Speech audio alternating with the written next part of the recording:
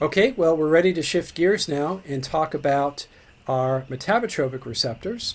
So again, these are receptors for neurotransmitters that are not ion channels. Rather, these receptors interact with a series of second messenger pathways within cells that lead to a variety of postsynaptic effects. Perhaps the opening and closing of ion channels, but maybe a great diversity of other kinds of postsynaptic effects as well. So here's a typical example of a metabotropic receptor, also known as a G protein coupled receptor, because the receptor itself is a monomeric integral membrane protein that is associated with G proteins on its cytoplasmic surface. When the receptor is activated by the neurotransmitter, these G protein systems then become active. And those G proteins then can interact with effector proteins, and those effector proteins can produce a variety of intracellular messengers that potentially can gate some ion channel. So in this example, an ion channel does indeed open following the binding of a neurotransmitter. So between the binding of the transmitter to a receptor and the opening and closing of an ion channel in this example are a series of metabolic reactions, and that takes time. So the metabolic steps are what accounts for the slower action of metabotropic receptors on postsynaptic conductances relative to our ionotropic receptors, where the effects are essentially instantaneous with the binding of a neurotransmitter to its receptor. So let's look at a couple of different examples. So the receptor itself is typically a monomeric integral membrane protein, but the intracellular second messenger systems related to G proteins can be quite diverse. We have our more canonical heterotrimeric G protein systems illustrated to the left, and so activation of G proteins alpha as well as the beta and gamma G proteins can go on and mediate a variety of postsynaptic effects interacting with effector proteins, some of which may produce second messengers themselves, others which may activate enzymes that can lead to the phosphorylation of target proteins and the activation of a variety of systems within postsynaptic cells. Other receptors for neurotransmitters are associated with monomeric G protein systems, such as the RAS system. And activated RAS can go on and mediate a variety of postsynaptic effects itself. Here's some specific examples. Are receptors for many of the biogenic amines, such as dopamine, norepinephrine, serotonin. They interact with G protein coupled receptors. Illustrated to the left is the beta adrenergic receptor for norepinephrine. It activates a GS version of the heterotrimeric G protein system, which leads to the activation of adenylyl cyclase and an increase in the amount of cyclic AMP that's produced within the cytoplasm. Cyclic AMP is an important second messenger system that can then lead to the increased phosphorylation of target proteins. Glutamate binds not only to the ionotropic receptors like the AMPA and NMDA receptor, but also to metabotropic receptors. Here, glutamate is binding to a receptor that activates GQ proteins, and these can lead to the activation of phospholipase C and the activation of other kinds of second messenger systems, such as the IP3 pathway and the diisoglycerol pathway, again leading to the phosphorylation or perhaps the dephosphorylation of target proteins within the cell. And then lastly, we see that dopamine binds to metabotropic receptors. We'll talk more about this when we talk about the circuitry of the basal ganglia. Dopamine is binding to a D2 receptor here, which interacts with a GI protein, in this case leading to the inhibition of adenylyl cyclase and a reduction in the levels of cyclic AMP. And that leads to a decrease in protein phosphorylation in the target site. Now, one benefit of the G protein coupled receptor family is that there can be tremendous amplification of the signal as these metabolic steps play out.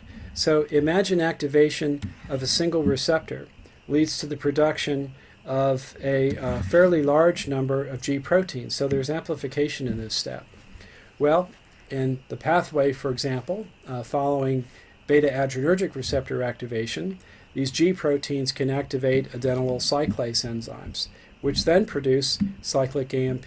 So another significant amplification step happens where a large number of cyclic AMP molecules are derived from the activation of a smaller subset of adenylyl cyclase molecules. These cyclic AMP molecules then can interact with protein kinases, which leads to the massive phosphorylation of numerous target proteins. So significant amplification is the end result of activating a G protein coupled receptor. G protein coupled receptors can not only activate conductances in the postsynaptic cell, they can also interact with transcription factors that can modify gene expression. And these kinds of interactions mediate the longest lasting effects of G protein coupled receptor activation. So there are pathways that follow the activation of heterotrimeric G protein systems that lead to the activation of regulatory elements such as the CREB binding domain in our genes. And activation of CREB can lead to modification of gene transcription. Similar CREB modifying pathways can converge upon the same machinery within the nucleus through different pathways. Here's an example of a RAS-mediated pathway also activating CREB. Sudden rises in intracellular calcium likewise can interact with calmodulin-dependent kinases to activate CREB. So there may be a variety of ways that we can influence the transcription of the genome based on the interactions that are happening out at the plasma membrane of a neuron. And G protein coupled receptors are one important means for doing so. If we look at the molecular structure of G protein coupled receptors, what we find are typically 7 transmembrane domains. These 7 transmembrane domains are characteristic of this gene family, and so we now know that they encode a variety of G protein coupled receptors that show up in some surprising places. So what they have in common is that they are a monomeric protein. There is an extracellular domain, which typically includes an N-terminus and a site for the binding of a neurotransmitter. In this example, what we're seeing is the muscarinic variety of acetylcholine receptor. There is, of course, a cytoplasmic side of the molecule that interacts with the G proteins. So we expect to see that as well. And again, the defining feature are these 7 transmembrane domains that run through the plasma membrane. So, as I said, there are a variety of G proteins, and they show up in some surprising places.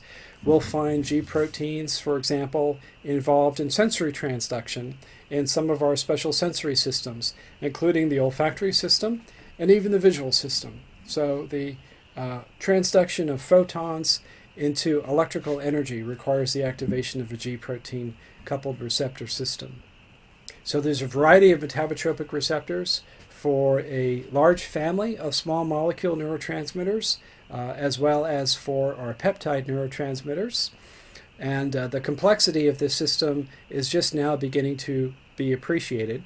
What's important for you to take away is the idea that the metabotropic receptors give rise to these more slowly evolving but potentially much more long-lasting effects of the binding of a transmitter to its receptor. So now that we've talked about these diversity of receptors that are present that interact with these neurotransmitters, I think you can understand why we cannot judge the physiological effect of a neurotransmitter by only knowing something about the identity of the transmitter. and the kind of chemical structure of that transmitter. No, that's not enough. We have to know about the receptor in order to understand the physiological effect. And that receptor might be an inotropic receptor in mediating a fast effect on a postsynaptic conductance, or it might be a metabotropic receptor in mediating a slowly evolving effect that impacts a postsynaptic conductance but could also alter gene transcription and thereby have a long-lasting effect on that postsynaptic cell. Well, we're going to come back to some of these themes, and we will return to our metabotropic receptor family. As I mentioned, they show up in some pretty surprising places. We'll discover G-protein coupled receptor systems in our special sensory pathways, such as our olfactory system and in our visual system. And perhaps you'll be surprised to discover that the act of seeing requires the activation of a G-protein coupled receptor, very much like the same kinds of receptor structures we've just been looking at. So stay tuned for that. But meanwhile, now that we understand some of the basic molecular and cellular mechanisms that are responsible for chemical neurotransmission, we're ready to talk about the integration of electrical signals in a postsynaptic cell, and then that will allow us to talk more about synaptic plasticity and how the effectiveness of a synapse can be altered by its very use. So I look forward to having those discussions with you in the next few tutorials.